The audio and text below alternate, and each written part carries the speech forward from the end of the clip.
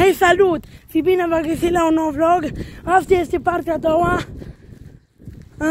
în care nu putem intra în casa părăsită asta, adică casa părăsită, adică casa asta. Nu putem intra.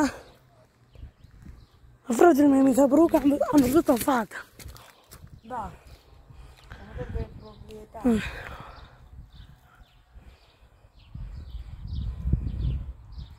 Da, mă, de crea.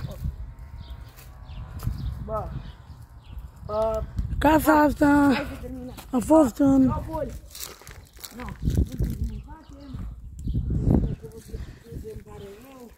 Stați puțin să vă mai spun povestea că Matei a zis.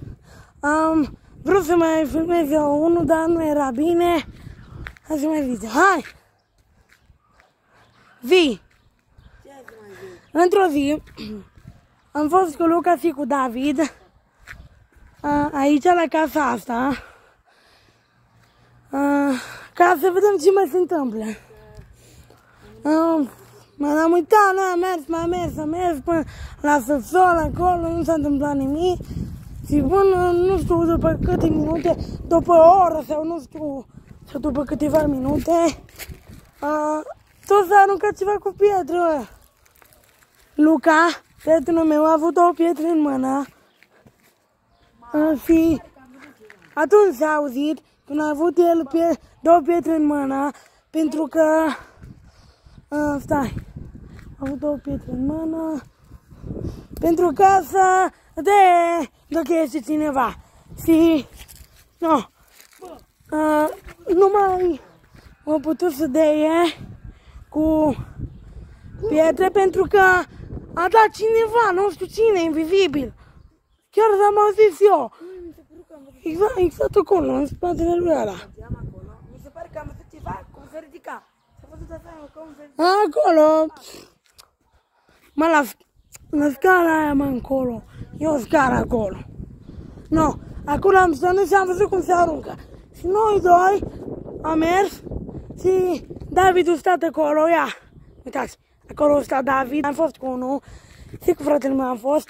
Eu cu fratele meu, Matei, și cu prietenul meu, Luca, am mers acolo și am văzut și tot soldați și am fugit aici. Și am stat acolo pe... Stai. Am stat acolo pe purtură. Și... termină vlogul. Și... eu l-am sunat pe Tudor, prietenul meu, colegul meu, cu număr privat și eu a răspuns. Și Luca i-a zis că... Bă, da, număr privat, băi. Și-a zis că... tot s-a aruncat cu pietre și a mers cu el pe difuzor să aude și el. Am ajuns acolo, tot s-a aruncat.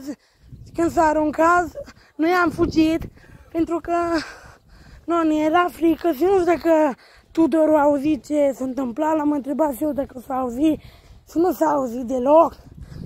Că ne-a spus și...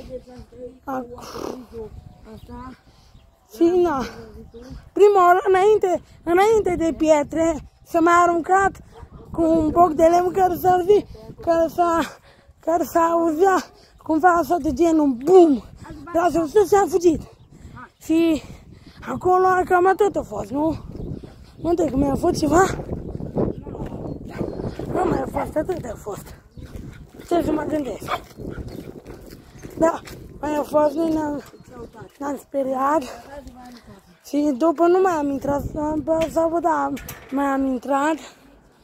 Și cam atât a fost. Am intrat odată, cum v-am spus. Și după nu mai am intrat și gata. Cam atât a fost povestea cu pietrele. Știți? Da, așa.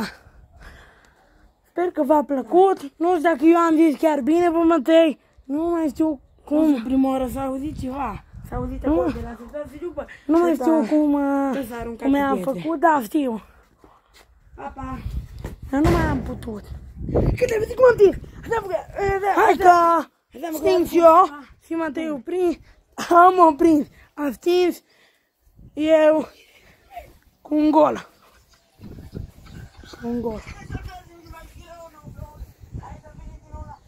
Hai să dăm. Pa, pa!